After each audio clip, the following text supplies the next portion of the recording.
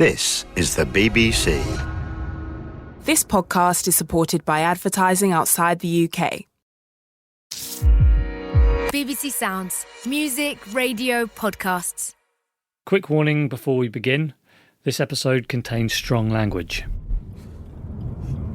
This is proper luxury, but I mean, this is looking out onto the sea. Oh God, what a house. Well, there's a security guard there. He's coming over. Здравейте. What should we ask? Hello? Yeah. We're looking for the house of Dr. Ruja Ignatova. Търсят къщата на госпожа Ружа Игнатова. It's this one. Yeah, okay. Do you know where she is?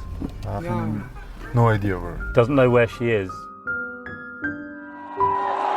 One family! You're amazing, guys. In 2014, Dr. Ruja Ignatova, a business superstar, launched an ambitious new cryptocurrency called OneCoin.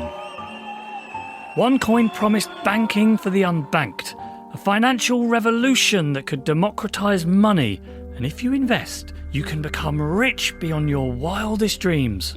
And I believe we are a very special network because we really act as a family.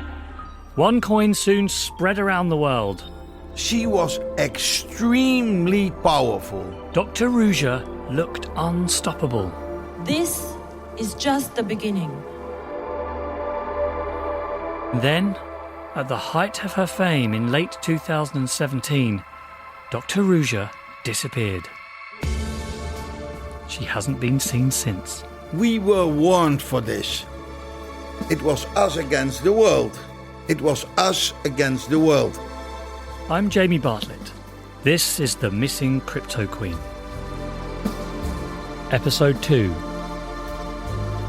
The Bitcoin Killer.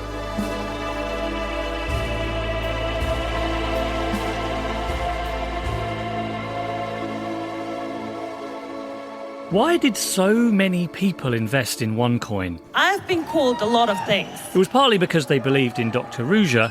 And probably the best thing that the press called me was OneCoin, who is supposed to be the Bitcoin killer.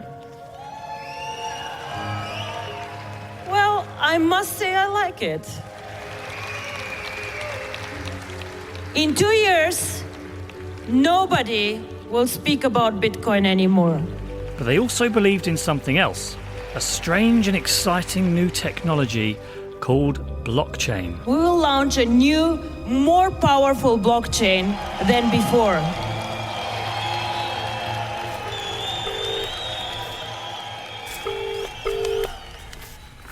Right, you need to understand what a blockchain is.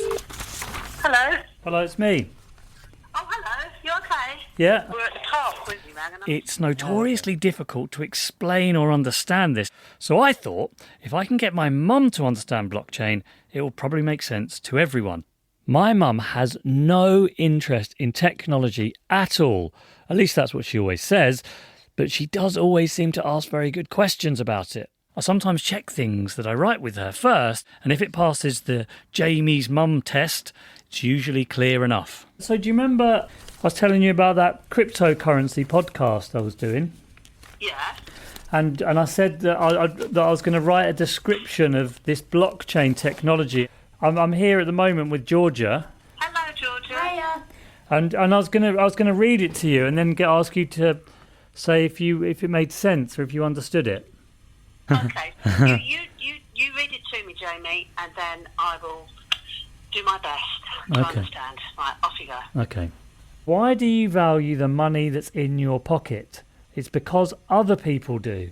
Money is worth something because other people think it is. Everything's about trust. So money, whether it's gold, Bank of England notes or matchsticks, only works when everybody else trusts it. Now, for years, people had tried to create a digital money that other people could trust, but it always failed. This is because, imagine if I created an online currency called the Jamie dollar, what would stop me from giving myself $1 million Jamie dollars or stealing your Jamie dollars for me? Bitcoin was designed to be a solution to this problem, and that's why it became so popular. It has a special type of database called a blockchain. And a blockchain is like a huge book. And everyone who owns Bitcoin has their own copy of this book. So every time a Bitcoin is sent from me to Georgia, a copy of that transaction goes into everyone's book. People are excited about this because most normal databases, like an SQL database, has someone in charge who can change the entries. For example, me giving myself 1,000 Jamie dollars. But blockchain is different to normal databases because nobody, not the banks or the governments or the person who invents it, is in charge and can change it. It's run by the people who use it. Now, there's some very clever mathematics behind all of this, but it basically means that bitcoins can't be faked, they can't be hacked, and they can't be double spent. So when people hold on to this digital money, they can trust that it has some value. All right, that's the end. Does that make sense to you? No, not really, Jamie, I'm sorry. Because I don't even understand the concept of how you where you would spend this. Well, imagine, and rather than me saying I send my money to Georgia, and it's in the book, I could send my money to Tesco, and now it's in Tesco's account, and that's on the book. Okay, but do places like Tesco's accept Bitcoin then? Well, no, but they might one day. So in the meantime, is this like a big experiment then? To see if it works? Yeah, it does. Is it being spent? Maybe I need to work out a way of describing it better. I think so, but try again. Try again with a different approach. You never know. Thanks for your support. Okay. All right. Okay, Bye, speak to you Jamie. later. Bye, Bye. daughter. Bye. Bye-bye. Mums, eh? This all sounds quite complicated, but by the end of the series, it will be a lot clearer. All that matters for now is that blockchain is what makes these cryptocurrencies like Bitcoin work. What gives them value is that they can't be deleted or manipulated by someone in charge. And that idea is making a lot of people very excited. For its fans, this is a revolutionary new form of currency that isn't controlled by banks or governments. And if you get in early, it's the chance to make a fortune. It's a heady mix of spreading financial freedom and getting rich in the process. And sometimes it's hard to separate the two. But because it's quite technical, a lot of people are put off. The community of cryptocurrency is a bit arrogant, yeah. Dr. Rouge's genius, as she said in this interview from 2016, was to take all of this and make it available to the masses. So the idea was how to bring a good concept, an interesting concept, out to the people. In Scotland, Jen McAdam, who'd made her first investment of €1,000 in 2016, was getting more and more caught up in it, watching on her account as her coins went up and up in value. They appear in your account. You see these coins, you think, oh, it's like seeing 100, which I thought at the time, like Bitcoin, and you're going, oh my goodness, they've arrived. And then they start to say, but it's really life-changing if you buy because these packages start from €140, then it went to €500, €1,000, €5,000, and they all went up all the way at that point to 228,000. 228,000 euros for a package? Mm-hmm. Yep. Hence why I ended up buying the Tycoon package. How much was that? 5,000. So you went from 1,000 and then you spent another 5. How long after was that? 1 week. 1 week? Yeah. And already there's been, through family and friends, but mostly friends, there's already 250,000 collectively we've purchased in OneCoin packages. Wow. 250,000. 250,000.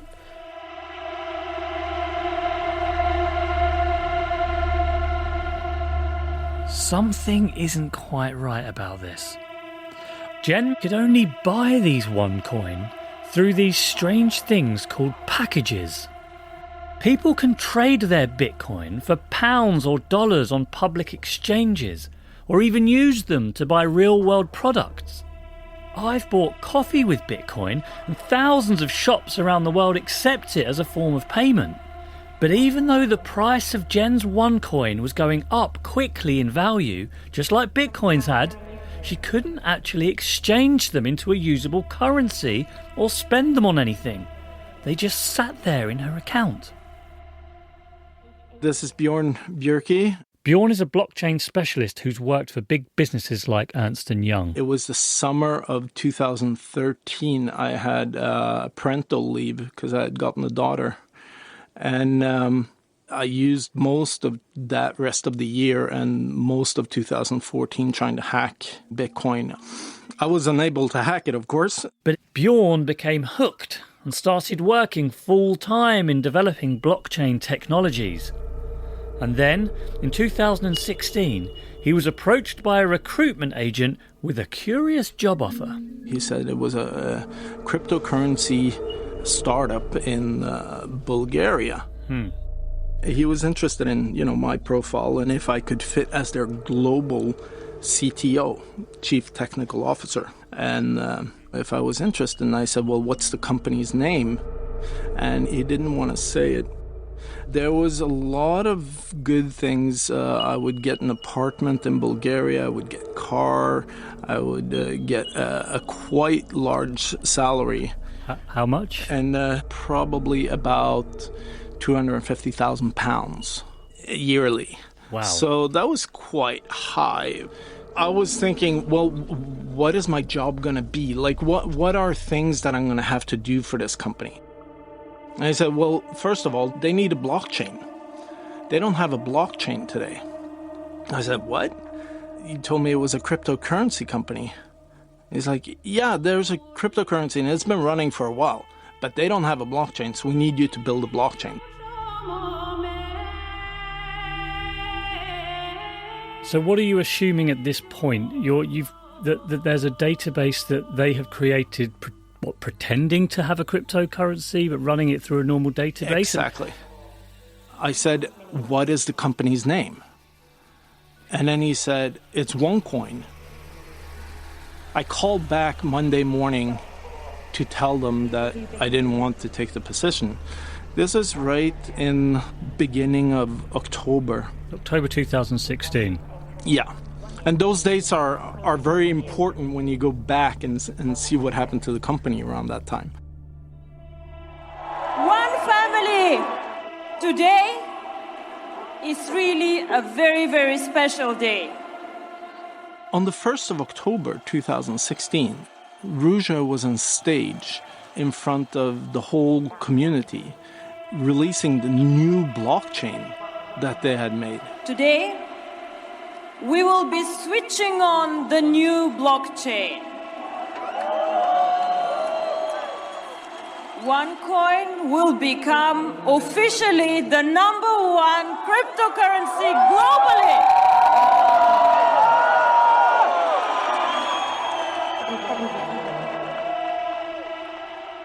So what does this mean, though? On the 1st of October, she's up there saying we're releasing a new blockchain. Why does that date really matter? Ruja's up on stage releasing the new blockchain, and 6 days later, I'm being proposed as their new global CTO to build a blockchain for OneCoin. I know they didn't have a blockchain.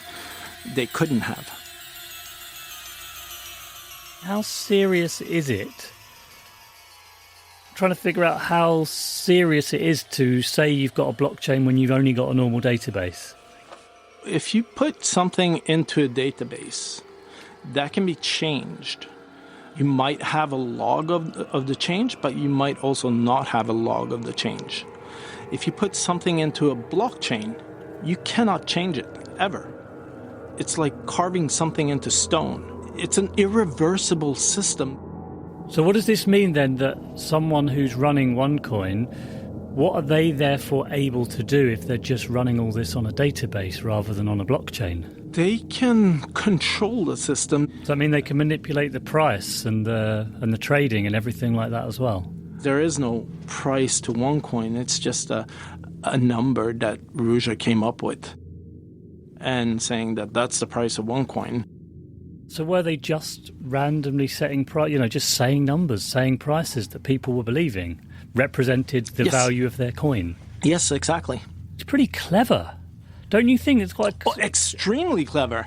It's extremely scary to me that someone would invest in something that they don't understand. If you're going to invest in cryptocurrencies, you need to know how a blockchain works. If you don't know how a blockchain works, you're never investing, you're gambling. In 2016, after investing 10,000 euros of her own money and encouraging friends and family to invest 250,000 of theirs, OneCoin investor Jen McAdam received an invitation from a stranger on the internet. He claimed to be a good Samaritan, someone who studied OneCoin carefully and wanted to speak to people who'd invested. Reluctantly, Jen agreed. OneCoin is not a cryptocurrency. There is no blockchain, and I can prove it.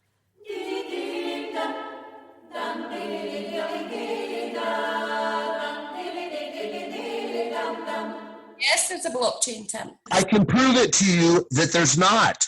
Well, then prove it to me. I'll fucking prove it. I have never met anybody like that. I don't give a shit.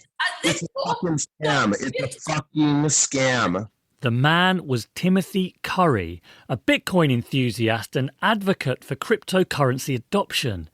He believed that OneCoin would give cryptocurrencies a bad name and wanted to stop it. For me, this is the biggest scam in the world right now. Do you understand? It's the biggest scam in the fucking world.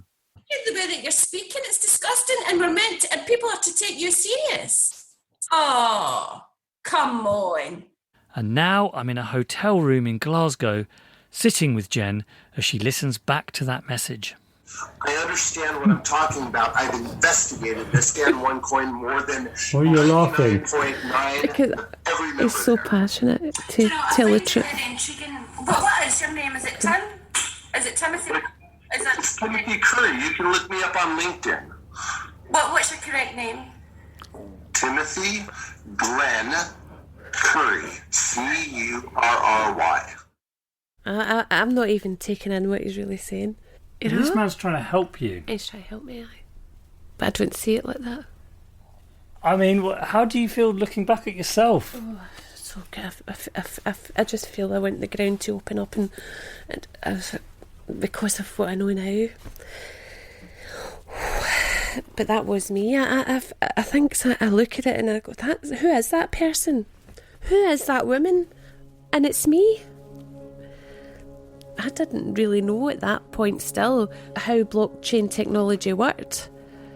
So he sent me loads of information through, which took me 3 months to eventually go through and digest it, to understand it.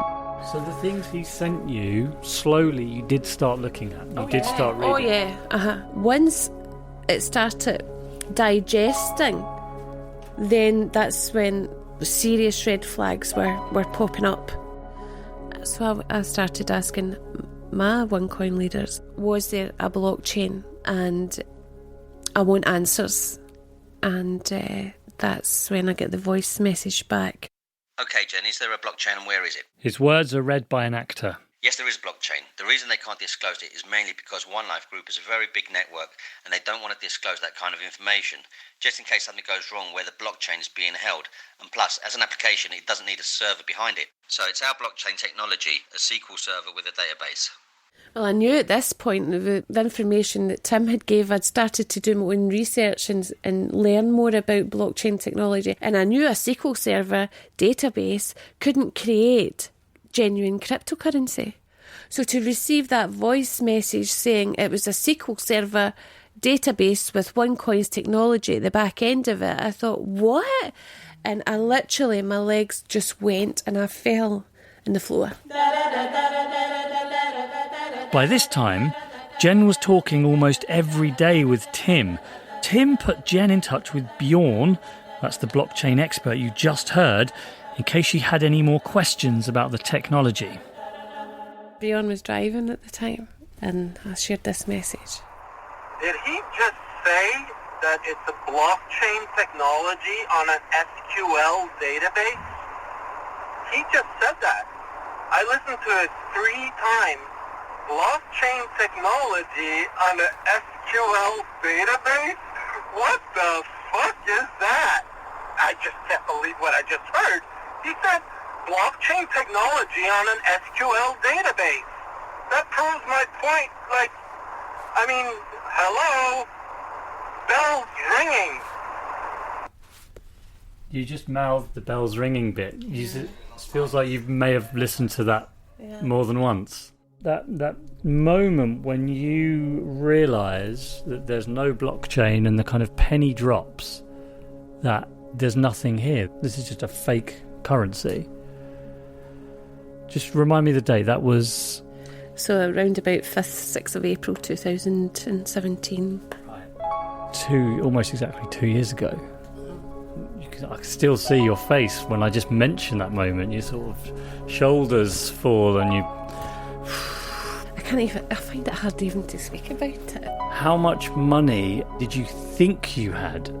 It was 10,000 in total. I invested gradually 100,000 euros in digital currency. So that's what the value was.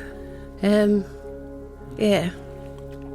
My friend didn't have any savings, and I bought her first package, and then later on she decided to get a loan and a couple of £1,000 loan and buy more packages. So how a couple of £1,000? I mean, what does that mean to her financially? Oh, that's a lot of money. She don't have it.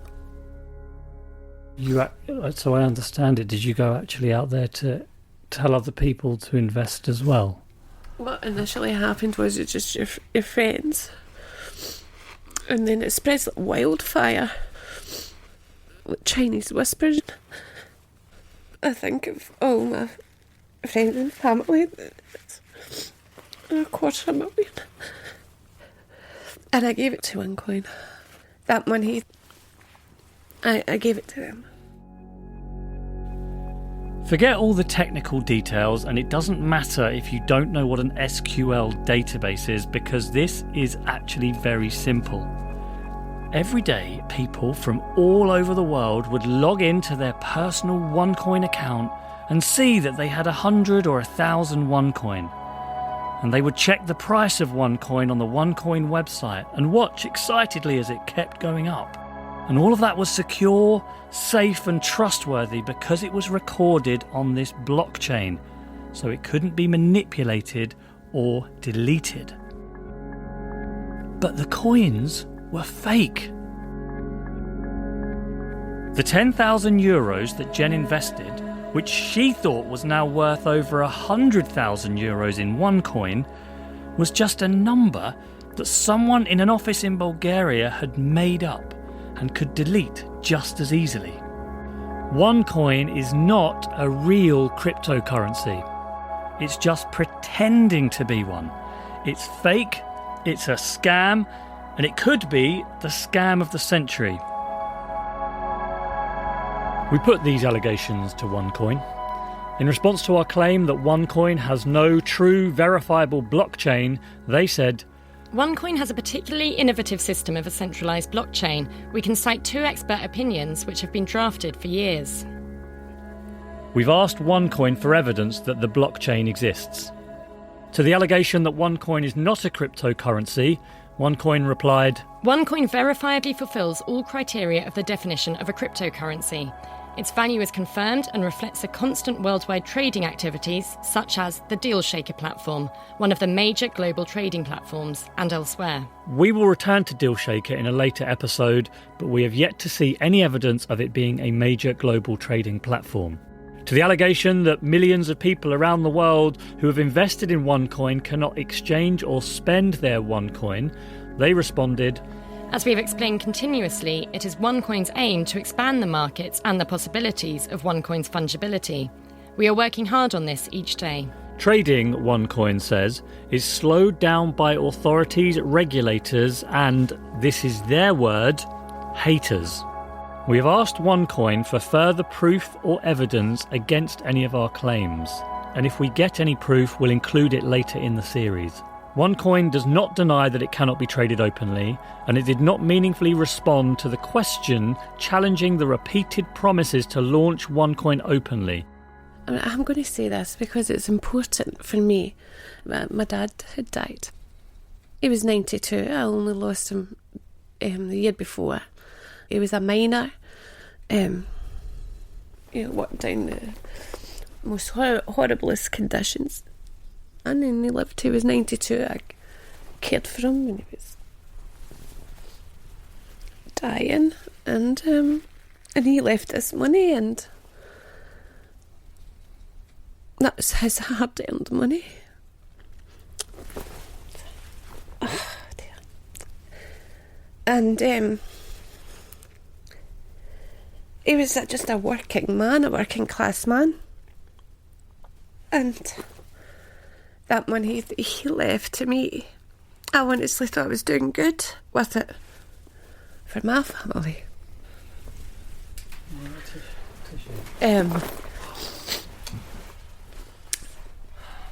So, and I just feel as though I've let him down. For being so stupid.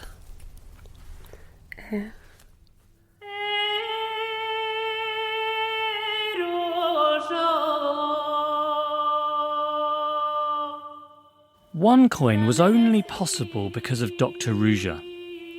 Whenever we see complicated technology that we don't understand, we make a judgment about it based on things we do understand, like the fact that the boss was an inspirational, successful businesswoman.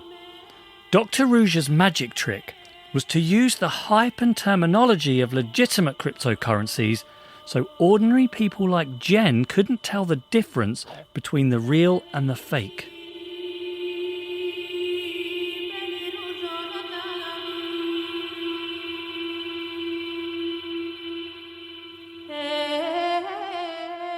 We're looking for somebody, a woman called Dr. Ruja Ignatova. Dr. Ruja Ignatova. We're here at the Black Sea resort of Sozopol in eastern Bulgaria, where Dr. Ruja still owns a mansion. Do you know her? Sozopol was the last place Dr. Ruja was seen in public, on her yacht in July 2017. Do you know her? This gets mayhem. I don't know everyone. As soon as we mentioned her name, it just caused this great furore, didn't it? Everyone started shouting all over each other. And they've been speaking for like 2 minutes. I've got no idea what anyone's saying. A Bulgarian journalist called Nikolai Stoyanov, who's been investigating Dr. Ruja ever since she appeared from nowhere in 2014, has agreed to be our guide. Nikolai, you seem to be getting in deep here. Yes, it's a nice intel. So, okay. Tell us. They said they never see her here with the fisherman's boats. You should go to the marina and ask there for her. It's there. It's there. It's there. According to description from around July 2017, Ruja Ignatova threw a big party. So the last publicly available pictures of her publicly appearing somewhere are from here. We walk over to Dr. Ruja's gleaming white yacht, the Divina. At the stern, a Greek flag flutters in the wind, and we try to peer in through the windows, looking for any clues. And suddenly... I thought I just saw someone on it. There is. Okay, what are we gonna ask them if there's someone on it? Hello? Can I ask who owns this boat? Who owns the boat? Is he not telling us? Can I ask how big is the boat? I don't think he wants to say anything to us, does he? At that point, a man comes up to us and says he knows something important about that boat, but he asks us to turn off the recorder. Let's do a little thing of what just happened.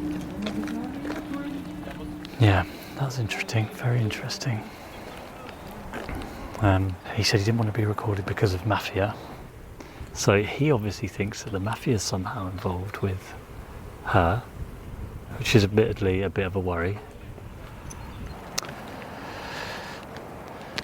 He said the boat's owned by some offshore company.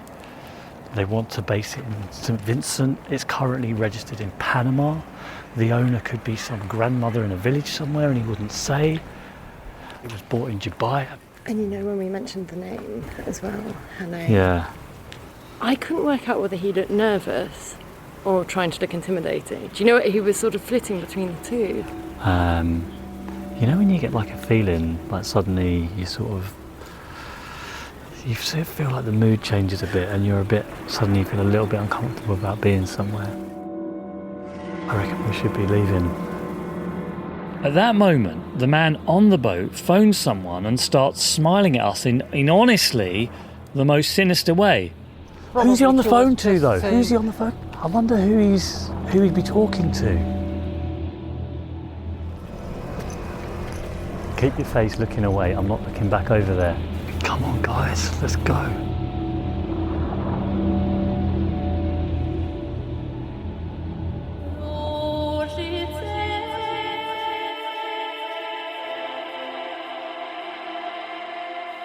When we started recording this series in spring this year, we thought we were looking for a missing billionaire. But now we seem to be entering a world that's far murkier than we thought. Bjorn Bjerke is the blockchain specialist who turned down a job at OneCoin. You decided to sort of blow the whistle on it, and I just wonder what sort of comeback you've had when you've been speaking out about this.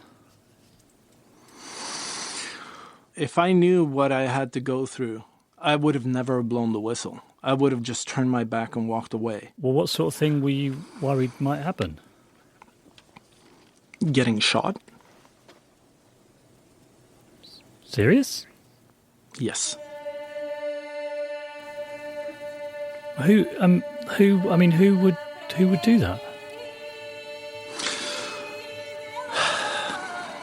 When you talk about the amount of money that's been put into OneCoin, of course there's people out there that are pissed off and would do anything to shut someone like me up. What sort of person would this be? Well, then you have to start digging into who Ruja is working for. Who do you think she's working for? I can't discuss that. It starts to get very, very, very scary, very, very, very fast. It starts to get really, really bad.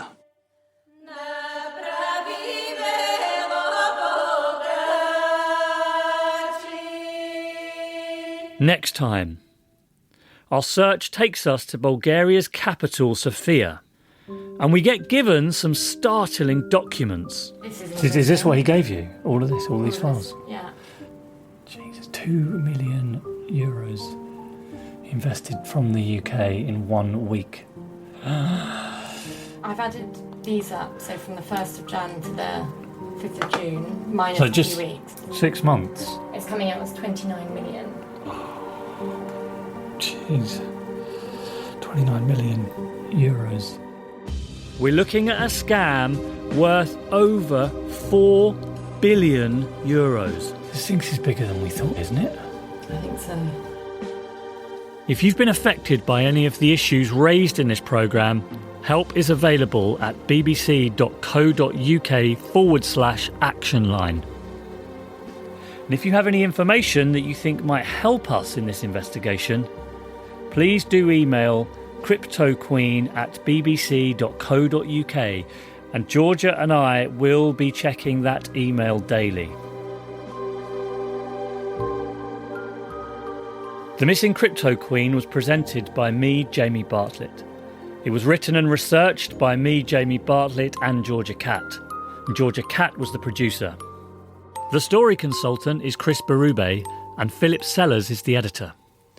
Music and sound design from the amazing Phil Channel, and we're really excited to say that we have vocals especially composed and performed by Desislava Stefanova, and the London Bulgarian Choir, just for the missing crypto queen. It is a radio documentaries production for BBC Sounds.